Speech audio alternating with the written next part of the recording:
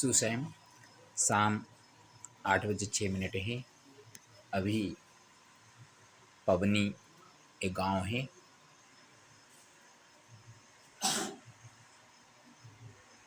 रास्ते में चलते हुए शाम होने वाला है, तो संतोष गुप्ता जी के पास फ़ोन करने बाद वो अपने भाई भागवत साहू जी को बता दिए और उनके देख रेख में आज इस मंदिर में आकर विश्राम कर रहे हैं। तो ये पाबनी में आने के बाद सुबह जब हम उसका वीडियो दिखाएंगे, जैसे कि हनुमान जी का यहाँ पे बैठे हुए उनका घुटन का और पैर का चिन्ह है। मैं देखा उसको, अभी तो कपाट गिर गए हैं।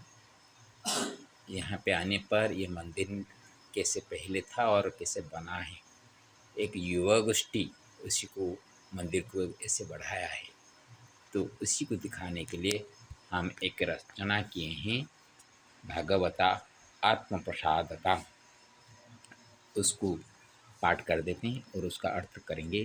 तो मंदिर का वैभव को दिखाते हुए हम उसको करेंगे।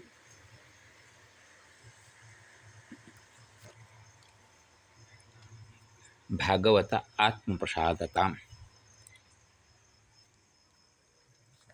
भगवान से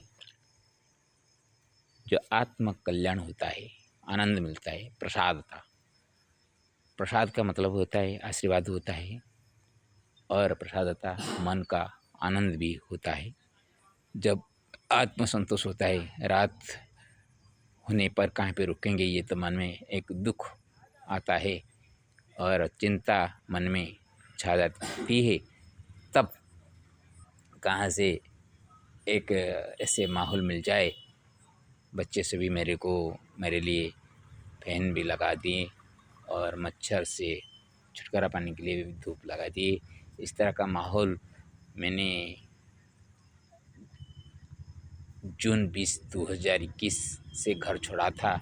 पदयात्रा में चलते चलते इस तरह का माहौल कभी मैंने देखा नहीं था। यहाँ पे जिस प्रकार का माहौल मैंने देखा हूँ, ये सभी कुछ नहीं था। ये सभी जो गोष्ठी ने बनाए हैं, सबका नाम भी मैंने इसमें उल्लेख कर रहा हूँ, और भाव अलग अलग रख के, हर एक श्लोक का भाव अलग है, लेकिन उसमें जो जो बच्चों का नाम है वो अपने आप जान लेंगे कि अपना नाम वहाँ है। भाति पवनी सद्ग्रामी पावनीश्च पदश्च वि भागवतात्मसुखाय भक्ति स्वस्ति प्रसादताम् कृष्णमोहनराधिस्या मकी संक्षत्रपतय यथार्थ वैष्णवा सर्वे पंकजजयरूपिण ओंकारस्य प्रकाशेन रूपेषोऽयं च पावनी दीनेशाशीष दीनेषु जनकसुतयाश्रित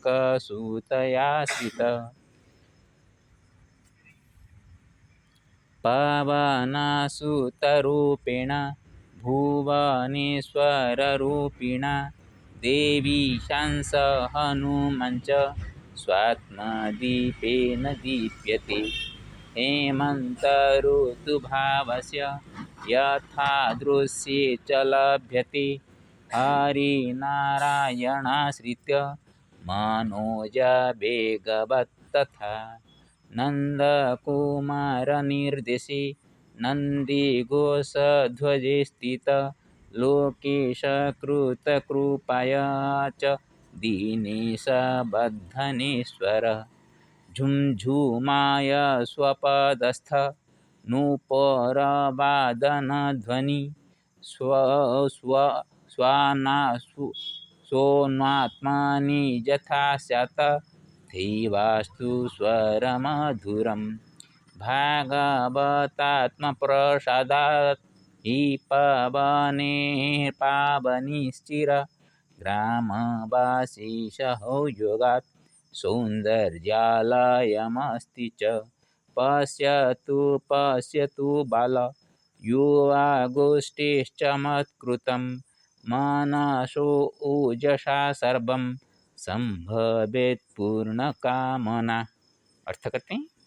भाति पावनी सद्ग्रामे पावनीश्च पदच्छवि भागवतात्मसुखाय भक्ति स्वस्ति प्रसादताम। ये पावनी एक सतग्राम है, इसमें पावनी है का मतलब पवन देवता का पुत्र होने से पावनी कहा जाता है। वो पावनी का पदच्छवि यहाँ पे देखने को मिलेगा। और भागवत आत्मा, जो कि आत्मा हमारा भगवान से आया हुआ है, इसे भगवत आत्मा कहा जाता है। ये भागवत आत्मा का सुख के लिए भक्त में प्रसादता कैसे मिले, आनंद कैसे मिले, वहाँ आने के बाद महसूस हमने किया और इसलिए उसको हम श्लोक के माध्यम से रचना करके आपके पास प्रस्तुत कर रहे हैं।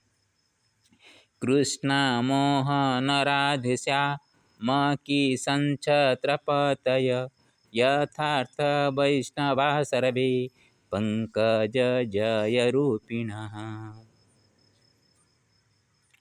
हनुमान जी तो श्री रामचंद्र का भक्त है, कृष्ण कहाँ पे आ गए? लेकिन 4 युग में, सत्ययुग के बाद त्रेता युग, रामचंद्र त्रेता युग में थे, लेकिन द्वापर युग में श्री कृष्ण जी का हनुमान जी को बुलाने के लिए भीम को भेजा गया। हनुमान जी मना की, कौन से कृष्ण मैं जानता नहीं हूँ, मैं राम को ही जानता हूँ। मेरे राम आएंगे तो मैं दर्शन करूँगा, नहीं तो नहीं। मैं कृष्ण को, कौन कृष्ण मैं जानता नहीं हूँ। तब उनको कहा गया, ना ठीक, पहले तो आप द्वारिका पधारिए, वो आप देखते ही पता चल जाएगा कृष्ण कौन और राम कौन। हनुमान जी पधारे। पधारने के बाद देखे कि वहाँ श्री रामचंद्र सीता जी बैठे हैं श्री कृष्ण रुक्मिणी के साथ। तब उनको देखकर उनको ज्ञान हो गया स्वयं श्री कृष्ण ही श्री राम है। तब श्री कृष्ण ने कहा, हनुमान मेरे एक काम करना है। बोलिए महाराज, क्या काम करना है? जब महाभारत युद्ध छिड़ेगा तो महाभारत युद्ध के बहुत सारे बड़े बड़े भीष्म जैसे, कर्ण जैसे बड़े बड़े योद्धाओं के साथ जूझना पड़ेगा। उनका अस्त्र शस्त्र को जो रथ में हम चलाएंगे वो रथ सह नहीं पाएगा। सिर्फ उसी में तुम्हारे जैसे धर्मयुक्त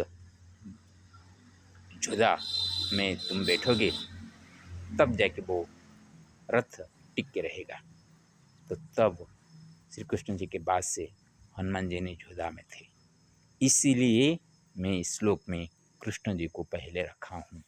तो यहाँ पे कृष्ण जी भी हैं, मोहन, राधेश्याम, किशन, ये सभी छत्रपति केसर, जैसे कि भगवान चलते हैं तो उनके सर में छत्र होकर जब जाते हैं, उसी तरह सारा ये गांव के जो लोग वासी हैं उनका अच्छा काम हो, उनको कष्ट न हो, उनको धूप न सताए, इसलिए भगवान खुद छत्रपति के रूप में उनको सहायता करते रहेंगे, जो कि वो सभी यथार्थ रूप में वैष्णव है। पंकज जय रूपिण, जैसे कि पंकज का मतलब पद्म होते हैं, वो हमेशा जय ही खिलाता है, कभी पराजय नहीं करता।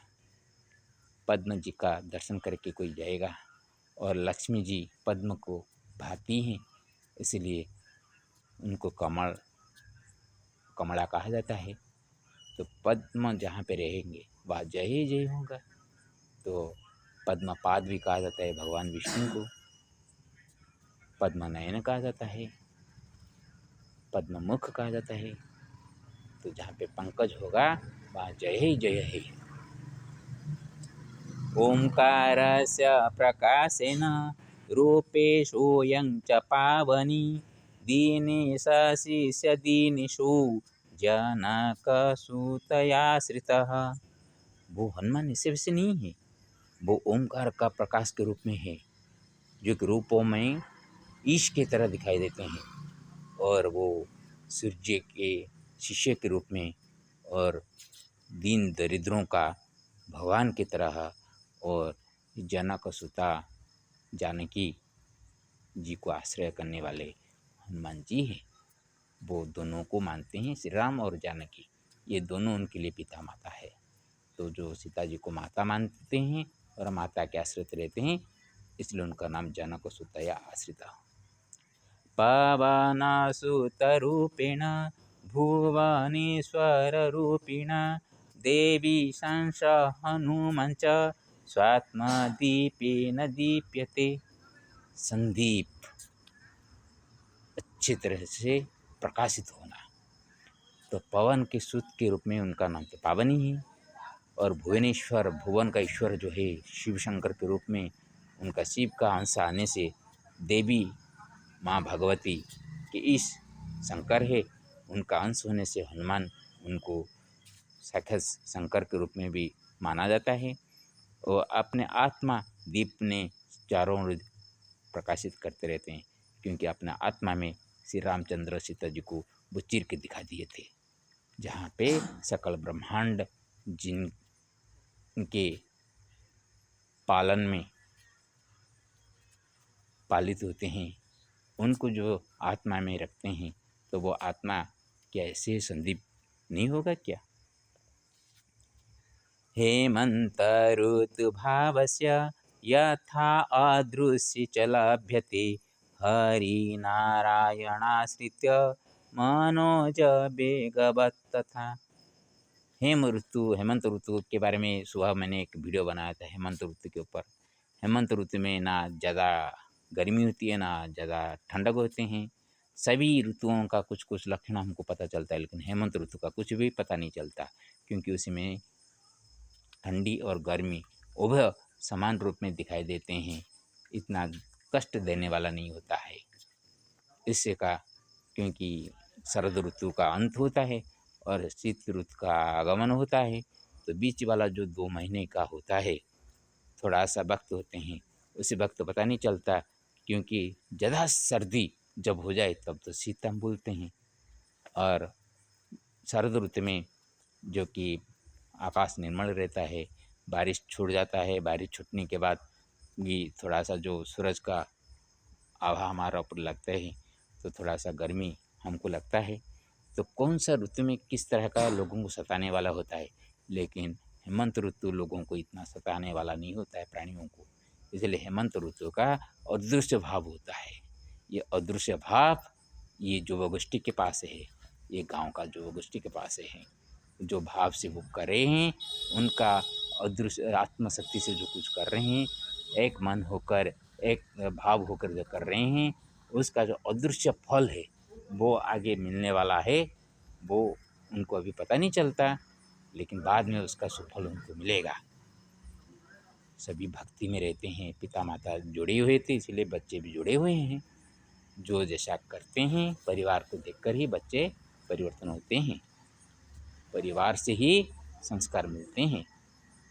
अंधा की तरह विश्वास करना सही बात नहीं है।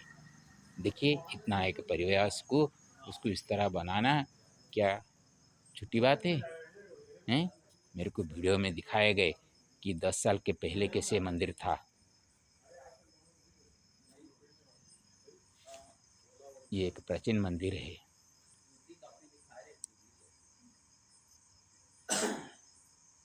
हरि नारायण आश्रित्य मनोज वेगवत्। हरि नारायण को, हरि का 2 अर्थ होते हैं, एक भगवान श्री हरि होते हैं तो श्री हरि, हरि होते हैं बंदर। तो यहाँ पे बंदर हनुमान जी नारायण को आश्रय करके मनोज वेग, जैसे कि मन का गति से चलने वाले हनुमान जी की तरह ये संसार में अदृश्य रूप में जो भक्ति से जो कुछ करता है उसको फल मिलता है। नंद कुमार निर्देशे नन्दिघोषध्वजे स्थितः लोकेशकृतकृपा च दीनेशवधनेश्वरः। दरिद्रों का ईश जो है दिनेश होते हैं, वो ही धन का ईश्वर होते हैं और वो दरिद्रों को भी धन देते हैं। वो लोकेश है, लोकों का ईश्वर है। वो भगवान श्री कृष्ण जी के नंद किशोर के बात को सुनकर वो नंदी घोष रथ में झोदा में छवि के रूप में वो रहे। जब वो उतर गए तब वो नंदी घोष रथ जल गया। ये है हनुमान जी का प्रताप। झुंझुमाया स्वपदस्था नूपुरवादनध्वनि स्वन्वात्मनि यथा स्यात् तथैवास्तु स्वरमधुरम्।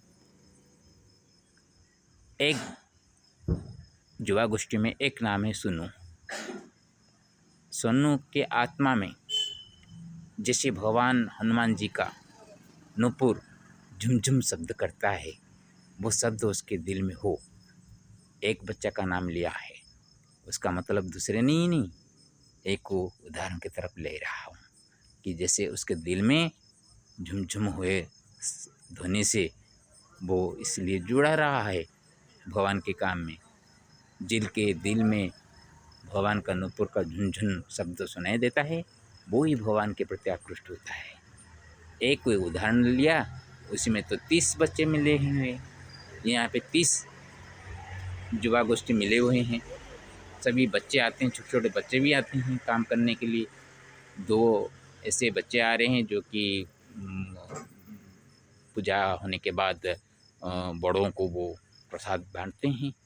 बड़े नहीं बांटते, वो छोटे के माध्यम से करवाते हैं। देखिए कितना बढ़िया सीख मिलते हैं। ये सभी सीख मिलता कैसे, इसीलिए मैंने वीडियो बनाता हूँ कि एक गांव से दूसरे गांव कुछ ज़्यादा करने के लिए कुछ सभी गाँव का अलग अलग महत्व रहता है। कोई ऊंचा नहीं, कोई नीचा नहीं, कोई खराब नहीं, कोई बुरा नहीं। फिर भी हमसे कुछ कमजोरियाँ हो तो हम दूसरे से देखकर अपने आप को सुधर सकते हैं। इस मतलब से हम बनाते हैं।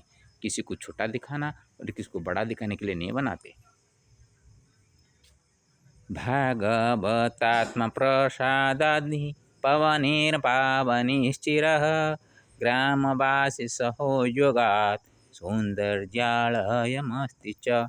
भागवतात्म प्रसाद, भगवान का आत्मा भगवत अंश से आया हुआ आत्मा आनंदित हो जाए तो इसी में ही ये पवनी गाँव में पावनी चिर रूप पे रहेंगे। सबका आत्मा संतोष में होगा तो सभी दुख में रहेंगे तो हनुमान जी को पूजने के लिए कौन आएगा। इसीलिए ये तो चिरंजीवी है हनुमान जी, वो चिरंजीवी यहाँ पे पूजा पाएंगे तो चिरकाल तक इस गांव का युवा गोष्ठी में एकता ऐसे बनती रहेगी। ग्रामवासियों का सहयोग के देखिए कितना सुंदर मंदिर बना गया है। पश्यतु पश्यतु बाल युवा गोष्ठीश्चमत्कृतं मनसो ओजसा सर्वं संभवेत् पूर्ण कामना। हे बालक, मैं अपने आप को मैंने बोल रहा हूँ, दूसरों को नहीं। हे रे बालक, ए मंद बालक, तू घूम रहा है, बुद्धेश्वर मंदिर निर्माण नहीं हो रहा है बोल के देख, यहाँ से कुछ सीख। लेकिन मैं अकेला सीख कर क्या करूँ, क्योंकि मैं तो उड़ीसा का हूँ। मैं तो किसी स्वप्नादेश से मैंने बुद्धेश्वर गया था, ना वो मेरा मिट्टी है, जन्म मिट्टी है, ना वहाँ मैं किसी को ऊपर निर्भर कर किसी को मैंने बोल सकता हूँ, ना मेरा कौन सा अधिकार वहाँ है जो मैं क्या कर सकता हूँ वहाँ। हाँ, इसीलिए तो मैंने पद यात्रा निकला हूँ। कहाँ कहाँ पे कुछ कुछ मैंने सीखता हूँ, देखता हूँ तो उसको वीडियो बना के छोड़ूँ तो दूसरी जगह में उसका प्रभाव ऐसे मिले, ये काम मैं करता रहता हूँ। तो इसलिए मेरे अपने को बाल कह के मैंने संबोधन करके बोल रहा हूँ, अरे बालक देख, युवा गोष्ठी का चमत्कृत कैसे होता है देखो। मनसा ओजसा सर्वम, मन का वेग से मन जो चाहता है उसको सही ढंग से आप ढाल लेंगे तो वो जितना वेग से चलेगा वो दूसरा कुछ नहीं हो पाएगा। अपना कामना सिद्धि होगा, अपना मन के ऊपर ही निर्भर करता है। मन जैसा चाहे वैसा ही होगा। मन को आप सही के ढंग में डालेंगे तो आपका सही का फल आपको मिलेगा। इसलिए आज मैंने रात में जो बनाया हूँ, आशा रखता हूँ ये वीडियो जो भी देखेंगे वो हमेशा भगवान के श्री चरण को आश्रित करके ही आगे बढ़ने के लिए कोशिश करेंगे और मन में हमेशा अच्छी बात के लिए ही स्थान देंगे, बुरे बात के लिए नहीं देंगे। हरि ओम तत्सत। श्री हरि नारायण नमो नमः। श्री कृष्ण गोविंद हरे मुरारे। हे नाथ नारायण वासुदेव श्री हरि।